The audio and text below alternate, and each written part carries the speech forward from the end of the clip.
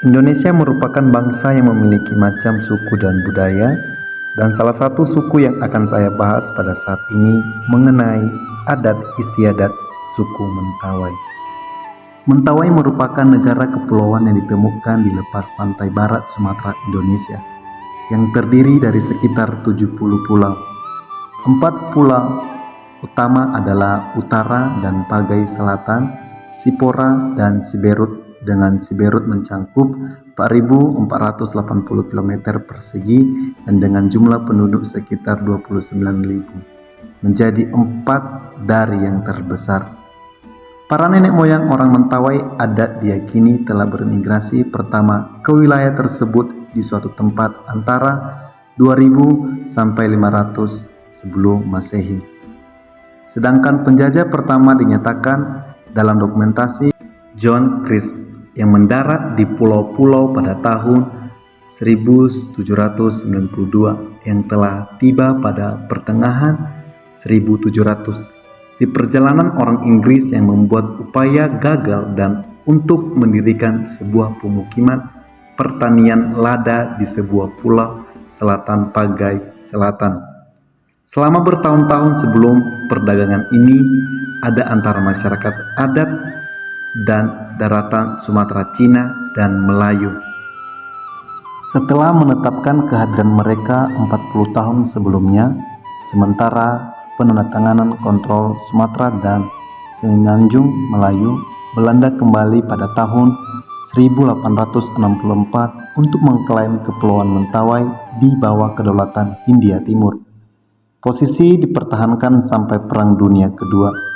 Selama periode ini, hubungan antara masyarakat Belanda dan pribumi dilaporkan satu yang memuaskan, seperti yang didokumentasikan melalui akun pembicaraan dengan para tetua Mentawai yang berlabel kali ini sebagai Hari Tua yang Baik, di mana mereka menerima harga yang adil dalam perdagangan dan bebas untuk mempraktekkan gaya hidup budaya mereka, adat Sabulungan. Lokasi penyebaran suku Mentawai. Kepulauan Mentawai berada di sisi barat Provinsi Sumatera Barat. Kepulauan Mentawai mempunyai 4 pulau besar, yaitu Pulau Siberut, Pulau Sipora, Pulau Pagai Utara, Pulau Pagai Selatan, dan beberapa pulau-pulau kecil. Di wilayah laut Kepulauan Mentawai ada beberapa selat, antara lain Selat Mentawai, yakni selat yang memisahkan Pulau Sumatera dengan Kepulauan Mentawai. Selat Siberut, yakni selat yang memisahkan Pulau Siberut dengan Pulau Sipora. Selat Sipora, yakni selat yang memisahkan Pulau Sipora dengan Pulau Pagai Utara. Selat Sikakap, yakni selat yang memisahkan Pulau Pagai Utara dan Pulau Pagai Selatan. Dan beberapa orang suku Mentawai juga berimigrasi di beberapa daerah atau kota, Pekanbaru dan kota-kota lain di Sumatera. Banyak masyarakat Mentawai yang berimigrasi ke Pekanbaru dan kota-kota lain di Sumatera untuk mencari pekerjaan dan mendapatkan uang untuk menghidupi keluarga mereka. Jakarta dan kota-kota besar lainnya di Indonesia. Sebagian masyarakat Mentawai berimigrasi ke Jakarta dan kota-kota besar lainnya di Indonesia untuk mengejar pendidikan dan kesempatan kerja yang lebih baik. Alasan masyarakat Mentawai memilih berimigrasi bermacam-macam, namun alasan paling umum adalah peluang ekonomi dan keinginan untuk meningkatkan taraf hidup. Beberapa masyarakat Mentawai juga berimigrasi untuk menghindari dampak negatif modernisasi dan pembangunan terhadap cara hidup tradisional mereka. Adapun bahasa Mentawai ialah bahasa yang dipakai sebagai bahasa sehari-hari di daerah Kepulauan Mentawai. Meskipun bahasa wilayah mereka melulu satu, yaitu bahasa Mentawai, namun dipecah dalam 3 dialek. Pengelompokan logat ini menurut distrik penutur, yaitu Siberut Selatan. Penutur suku Mentawai yang menggunakan logat ini berada di distrik Desa Mailepet, Siberut Selatan. Siberut Utara, penutur logat Siberut unsur utara berada di distrik Desa Mangan Poula, Siberut Utara. Sipora Pagai, penutur logat Sipora Pagai berada di distrik Desa Siobat, Sipora dan Desa Makalo, Pagai Selatan. Struktur tata bahasa dalam bahasa Mentawai dapat mencangkup penggunaan tenses yang menunjukkan waktu, seperti masa kini, masa lalu, dan masa depan. Misalnya, dalam dialek Siberut, aku makan dapat dinyatakan sebagai ikui tabo untuk masa kini. Aku makan tadi sebagai ikui tabo uban untuk masa lalu. Dan aku akan makan sebagai ikui tabo jadet untuk masa depan. Kosakata dalam bahasa Mentawai akan mencakup kata-kata yang digunakan dalam kehidupan sehari-hari, seperti kata-kata untuk anggota keluarga, hewan, alat-alat tradisional, atau objek budaya khusus. Misalnya, pawam dalam dialek Siberut mungkin berarti ayam dalam bahasa Indonesia. Bahasa Mentawai akan memiliki gaya bahasa khusus, ungkapan, dan idiom yang mungkin tidak dapat diterjemahkan secara harafiah. Misalnya, sebuah ungkapan atau peribahasa dalam bahasa ini mungkin memiliki makna khusus yang hanya dimengerti oleh penutur asli bahasa tersebut. Kepercayaan suku Mentawai. Masyarakat Mentawai percaya bahwa hutan adalah tempat bersemayamnya roh leluhur sebelum mengenal agama. Suku Mentawai mengikuti kepercayaan mereka sendiri, yaitu sabulungan. Ini adalah kepercayaan animisme, di mana segala sesuatu memiliki roh dan jiwa. Ketika arwah tidak diperlakukan dengan baik atau dilupakan, mereka mungkin membawa nasib buruk seperti penyakit dan menghantui mereka yang melupakannya. Masuknya pengaruh dari luar ke Mentawai turut berpengaruh terhadap keberadaan adat sabulungan. Pada perkembangannya, adat sabulungan tidak lagi dilaksanakan secara formal, terlebih setelah hadirnya agama-agama baru. Posisi adat sabulungan menjadi semakin terpojok pada tahun 1950-an. Pelanggaran adat sabulungan oleh pemerintahan pada tahun 1954 bukan karena kepercayaan tersebut mengandung unsur ajaran sesat atau juga bukan merupakan sempalan dari agama resmi yang diakui negara. Akan tetapi, larangan itu karena ketakutan pemerintahan yang memandang sistem kepercayaan itu berpotensi mengancam kestabilan negara kesatuan. Kini, orang Mentawai telah banyak yang menganut agama-agama yang berasal dari luar. Hampir semua orang Mentawai sudah memeluk agama, khususnya agama Kristen, baik Katolik maupun Protestan, serta bagian Islam, dan beberapa di antaranya masih menganut kepercayaan lama adat sabulungan. Adat sabulungan masih tetap ada dengan berbagai perubahannya sebagai sebuah kearifan lokal. Masyarakat mengenal Tuhan sesuai dengan ajaran agama yang dianut. Namun di sisi lain, kepercayaan terhadap roh-roh seperti di masa lalu juga tetap dipegang. Sistem politik suku Mentawai. Sistem politik suku Mentawai sangat dipengaruhi oleh peran pemimpin adat yang dikenal sebagai raja atau sikirei. Pemimpin adat ini memainkan peran sentral dalam menjaga keseimbangan antara manusia, alam, dan roh-roh. Mereka memiliki tanggung jawab spiritual dan budaya serta berfungsi sebagai perantara antara manusia dan dunia roh. Sikirei bertanggung jawab atas mengawasi dan memimpin upacara-upacara keagamaan seperti pesta panen, pernikahan, dan upacara pemakaman. Mereka memainkan peran penting dalam memfasilitasi komunikasi antara manusia dan roh-roh leluhur atau dewa-dewa. Sikirei melakukan berbagai ritual dan doa yang dianggap penting untuk memastikan keselamatan dan kesejahteraan komunitas. Mereka menggunakan ilmu spiritual dan pengetahuan khusus untuk melakukan ritual-ritual ini. Sikirei memainkan peran penting dalam melestarikan dan meneruskan budaya dan tradisi Mentawai. Mereka membantu menjaga keaslian adat istiadat, bahasa, dan pengetahuan mistik suku Mentawai. Sistem politik suku Mentawai menekankan musyawarah dan mencapai konsensus dalam pengambilan keputusan. Proses musyawarah adalah sarana utama untuk mencapai keputusan yang mendapat dukungan dari seluruh komunitas. Ini mencerminkan nilai-nilai partisipasi dan kolaborasi dalam sistem politik mereka. Komunitas Mentawai menekankan nilai-nilai kemerdekaan, otonomi, dan ketidakbergantungan pada pihak luar. mereka telah berjuang untuk mempertahankan budaya dan cara hidup mereka sendiri dalam menghadapi tekanan eksternal. Sistem kekeluargaan suku Mentawai. Dalam tradisi dan budaya masyarakat Mentawai, terdapat sistem atau aturan yang membahas mengenai garis keturunan atau sistem kekerabatan masyarakat Mentawai.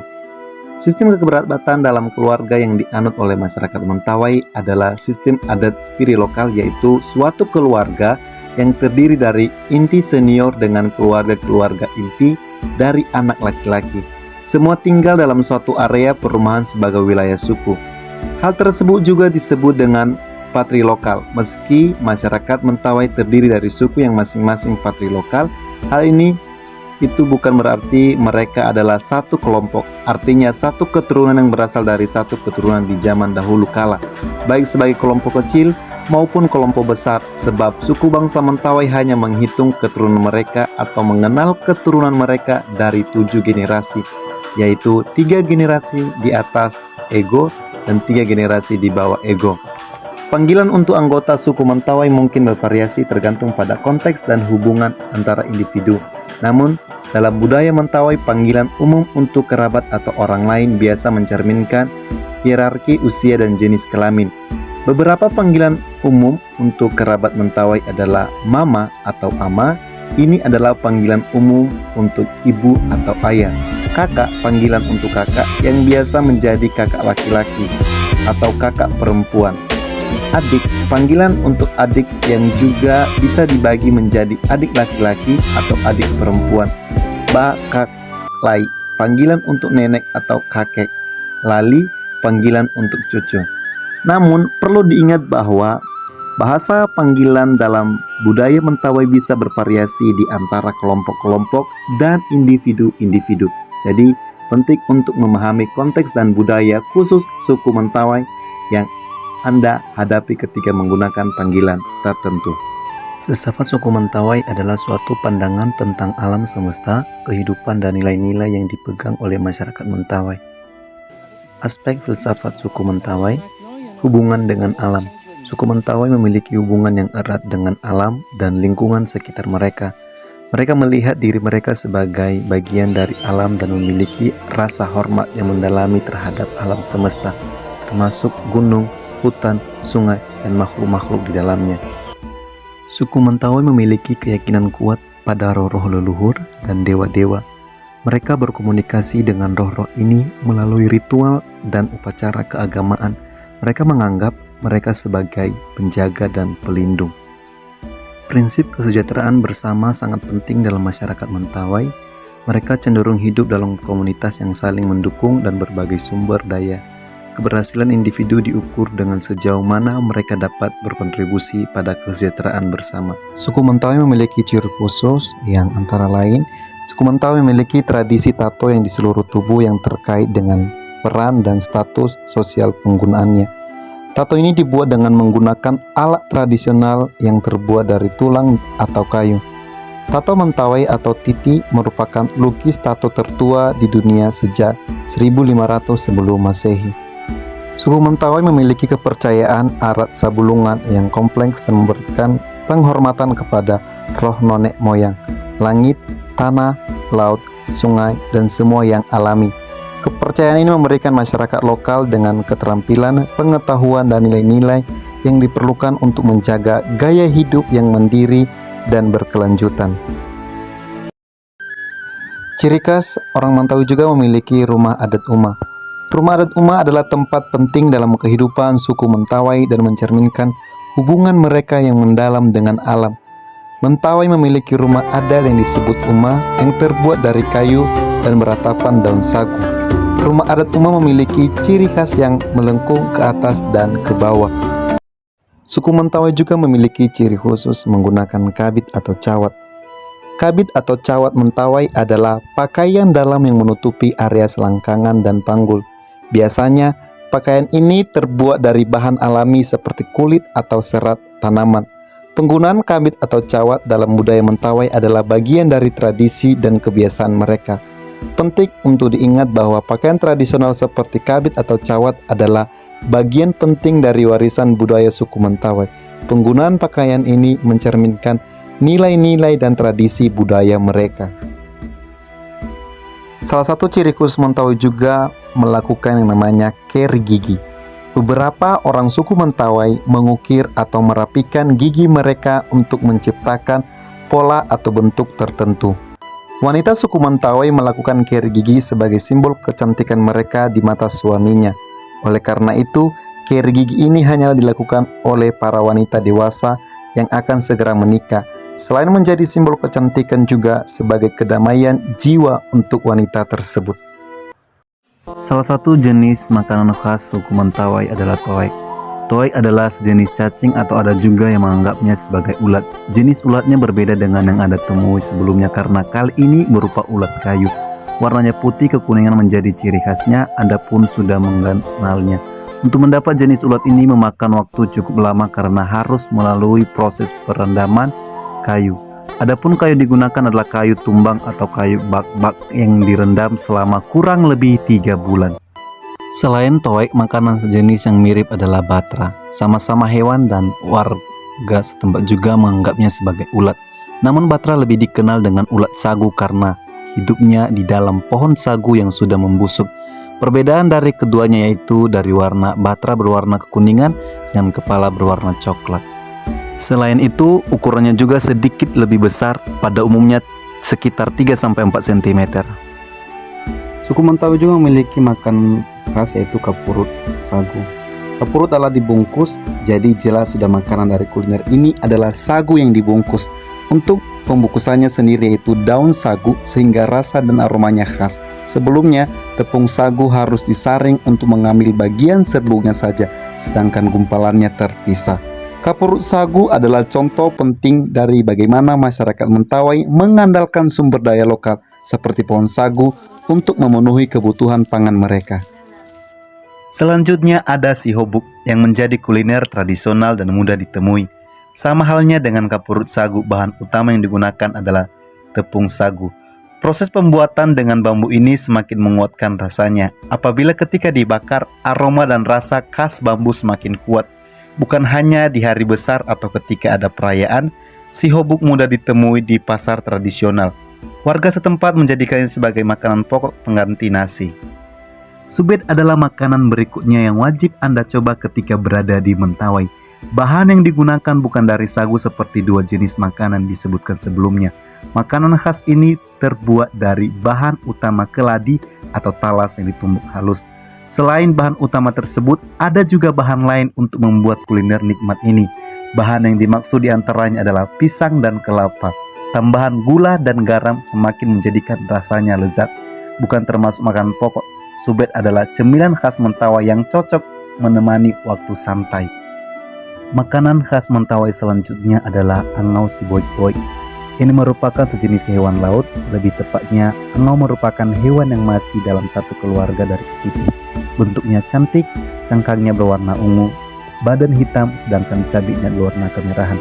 Sayangnya, makanan ini tidak dapat ditemui setiap saat karena angau hanya ditemukan pada bulan Juli hingga September.